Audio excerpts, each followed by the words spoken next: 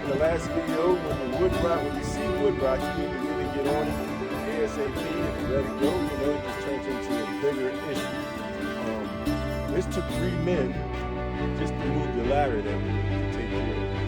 If it would have been taken care of in the beginning, we might have just had one guy with one ladder, probably would have